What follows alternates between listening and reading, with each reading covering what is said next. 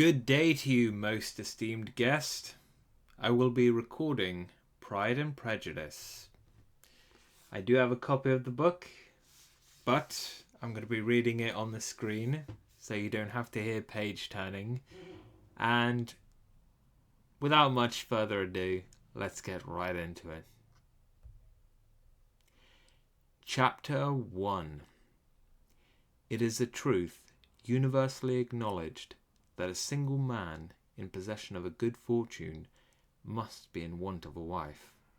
However little known the feelings or views of such a man may be on his first entering a neighbourhood, this truth is so well fixed in the minds of the surrounding families that he is considered as the rightful property of someone or other of their daughters. "My dear Mr. Bennet," said his lady to him one day, "have you heard that Netherfield Park is let at last?" Mr. Bennet replied that he had not.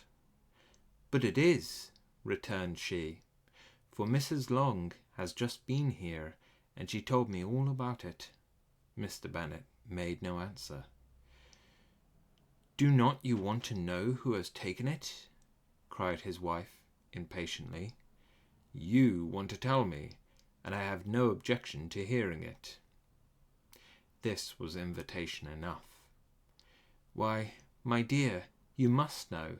Mrs. Long says that Netherfield is taken by a young man of large fortune from the north of England, that he came down on Monday in a chaise and four to see the place, and was so much delighted with it that he agreed with Mr. Morris immediately that he is to take possession before Michaelmas, and some of his servants are to be in the house by the end of next week." "What is his name?" "Bingley." "Is he married or single?" "Oh, single, my dear, to be sure. A single man of large fortune, 4,000 or 5,000 a year. What a fine thing for our girls!" "How so? How can it affect them?" "My dear Mr. Bennet," replied his wife, "how can you be so tiresome? You must know that I am thinking of his marrying one of them." "Is that his design in settling here?" "Design? Nonsense, how can you talk so? But it is very likely that he may fall in love with one of them, and therefore you must visit him as soon as he comes." "I see no occasion for that.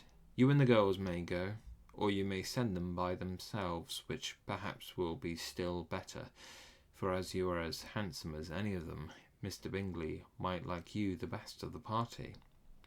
"My dear, you flatter me. I certainly have had my share of beauty, but I do not pretend to be anything extraordinary now. When a woman has 5 grown-up daughters, she ought to give over thinking of her own beauty. In such cases, a woman has not often much beauty to think of." "But, my dear, you must indeed go and see Mr. Bingley when he comes into the neighbourhood." "It is more than I engage for, I assure you." "But consider your daughters. Only think what an establishment it would be for one of them. Sir William and Lady Lucas are determined to go, merely on that account, for in general, you know, they visit no newcomers. Indeed, you must go, for it will be impossible for us to visit him if you do not." "You are over-scrupulous, surely. I dare say Mr. Bingley will be very glad to see you, and I will send a few lines by you to assure him of my hearty consent to his marrying whichever he chooses of the girls, though I must throw in a good word for my little Lizzie." "I desire you will do no such thing. Lizzie is not a bit better than the others, and I am sure she is not half so handsome as Jane, nor half so good-humoured as Lydia, but you are always giving her the preference." "They have none of them much to recommend them," replied he. "They are all silly and ignorant like other girls, but Lizzie has something more of quickness than her sisters." "Mr. Bennet, how can you abuse your children, your own children, in such a way? You take delight in vexing me. You have no compassion on my poor nerves." "You mistake me, my dear. I have a high respect for your nerves.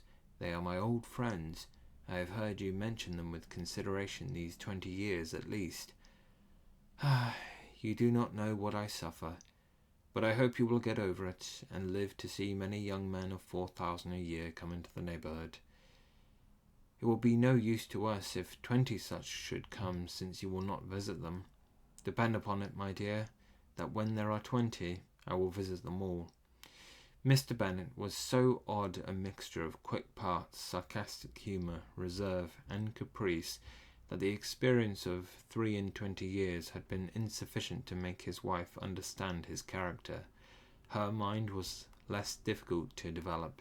She was a woman of mean understanding, little information, and uncertain temper. When she was discontented, she fancied herself nervous. The business of her life was to get her daughters married.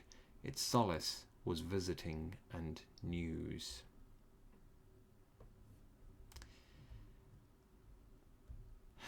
Alright, that's just chapter 1 for you. Thanks for listening.